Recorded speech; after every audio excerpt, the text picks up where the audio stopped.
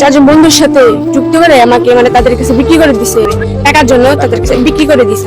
উন্না খুইয়া কাপড় চোপড় খুইয়া একটা ইয়া করে দিছে, পুকুরে যেমন কামড়া এরকম ভাবে পুরো শরীর কামড়া এরকম করছে। আমি নিজের বউয়ের পুরো শরীর পুড়িয়ে দেন সিগারেটের আগুন দিয়ে।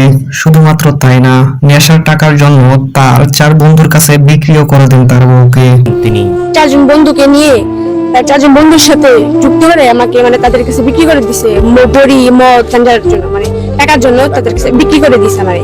আমি বলছি যে আমি তাদের সাথে থাকবো না, আমি এগুলো করবো না, এগুলো খাই। সবসময় কি টাকার জন্য? হ্যাঁ, সবসময় টাকার জন্য এরকম করছে আমার সাথে। ভুক্তভোগী এই স্ত্রী জানান, বন্ধুদের কাছে বিক্রি করার পর তাদের সাথে থাকতে অস্বীকার করেন তিনি। টাকা নিয়েছে তাদের কাছ থেকে, টাকা নিয়ে চারজনকে ঢুকাই দিছিল ঘরের ভিতরে। আমি বলছি না, আমি থাকবো না তোমাদের সাথে, কারণ আমি আরেকজন স্ত্রী, তোমাদের সাথে কেন থাকবো। এই অস্বীকৃতি যেন তার জীবনের কাল হয়ে দাঁড়ালো। নেমে আসলো তার উপর নির্যাতনের ছায়া।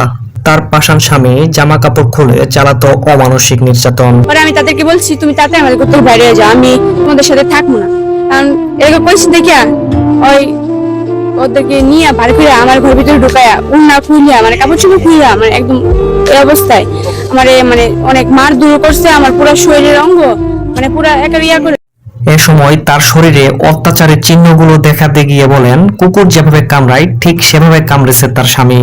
কুকুরে যেমন কামড়ায় এরকম ভাবে পুরো শরীর কামড়ায় এরকম করছে। আমি যখন কইছি না তার সাথে কানে পুরাইছে, আবার পায়ে, আবার এই কান দিয়ে রক্ত বের হয়,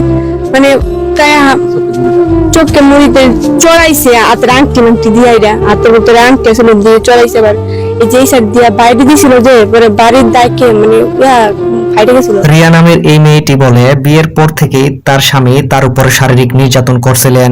শুধুমাত্র তাই না, তার বন্ধু বান্ধবকে বাসায় ডেকে নিয়ে এসে তাদের সাথে শারীরিক সম্পর্ক করতে বলতেন। বিয়ের পর থেকেই চুলটা মারামারি করে, বোকাবাদ্য করে, আমি কিছু করি না। কয়েকদিন যাবত আমার সাথে অনেক খারাপ ব্যবহার করে। আবার আমার নিয়ে তার বন্ধুদেরকে বলে যে তোরা থাক, আজকে তোর বাবির সাথে থাকবি, তোর বাবিও থাকবো বড়ির টাকার জন্য। আমি না করি যে না, আমি এগুলোর সাথে থাকবো না, আমি তোমার স্ত্রী, আমি আরেকজনের সাথে কেমন থাকবো। এই তরুণীর অভিযোগ, তার স্বামী নেশাগ্রস্ত। নেশার টাকা জোগাতেই তার বন্ধুদের সাথে অসামাজিক কাজ করতে বাধ্য করত। প্রত্যেকটা দিনই আমার সাথে খারাপ ব্যবহার করতো। তাদের বন্ধু বান্ধব সবাই ঘরের ভিতরে ঢুকাই দিত, কান্না করতাম। আমার বুকের উন্না খুলে নিয়েছিল একবার। বাবা মা হারা এই তিন মেয়েটি আক্ষেপ করে বলে, বাবা মা থাকলে হয়তো পাষাণ স্বামী এরকম অত্যাচার করার সাহস পেত না। দেখাশোনা কেউ নেই, আমি এতিম একবারে। আমার আব্বা আম্মা মারা গেছে, আমার ছোট ভাই ছোট থাকে।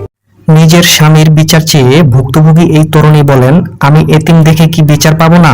আরো বলেন, আমি আমার স্বামীর যথাযথ বিচার চাই। আমার আব্বা আম্মা নাই, মারা গেছে, এখন ওই নির্যাতন করে যে আমি বিচার চাই।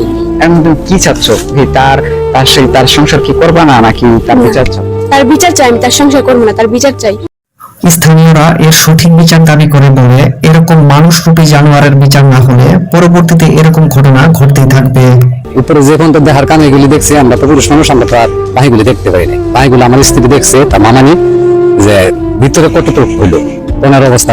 পূর্বে আমার ধর্ষণ করছে, তারপর ভিডিও করে রেখে দিচ্ছে। 80-90 বারের উপরে ব্যবহার করছে। আমি বলছিলাম 3 মাস করে, বলছে আমার ওষুধ দেবে। আপন রক্তের সম্পর্কের ওপর ছিল অগাধ বিশ্বাস, কিন্তু সেই বিশ্বাস কাল হলো এই তরুণীর জীবনে।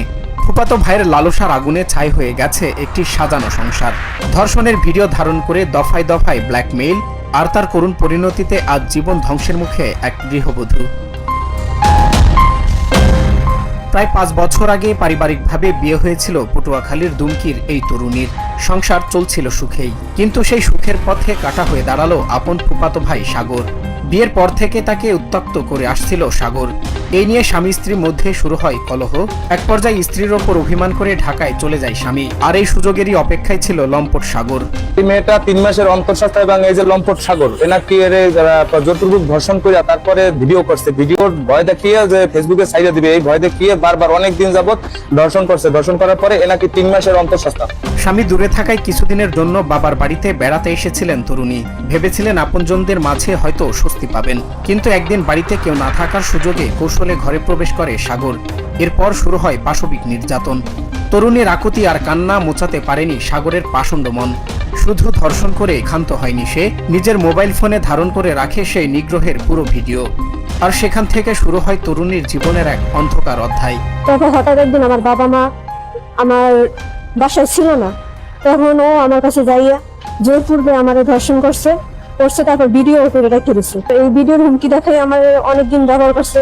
তারপর আমি বলে দিছি, মাসের কাছে বলে দিলাম। লোকলজ্জার ভয়ে মুখ খুঁজে সহ্য করাটাই যেন কাল হলো তরুণীর জীবনে।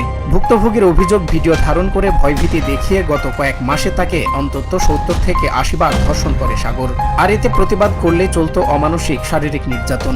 এই পৈশাচিকতার চড়া মাশুল দিতে হলো তরুণীকে, যার ফলে তিনি এখন 3 মাসের অন্তঃসত্ত্বা। সাগরের লালসা আর ব্ল্যাকমেইলের কাছে আজ পরাজিত এক নারীর সুন্দর ভবিষ্যৎ ও তার সম্মান। কি সহবাস না করলে আমি ভিডিওটা ছেড়ে দিব, এটা বলে আমাকে অনেক হুমকি দেয়। তারপর আমার সাথে এই কাজটা করছে। 80-90 বারের উপরে ব্যবহার করে। এই ঘটনা আবারও চোখে আঙুল দিয়ে দেখিয়ে দিল, আপন মানুষের আড়ালে লুকিয়ে থাকতে পারে ভয়ঙ্কর কোনো দানব। এখন একটাই প্রশ্ন, এই পাশবিকতার বিচার কি পাবে ওই তরুণী? সমাজ ও আইনের কাছে এটাই সবচেয়ে বড় দাবি স্থানীয়দের। সজল বিশ্বাস, নিউজ ডেস্ক, বাংলা টিভি।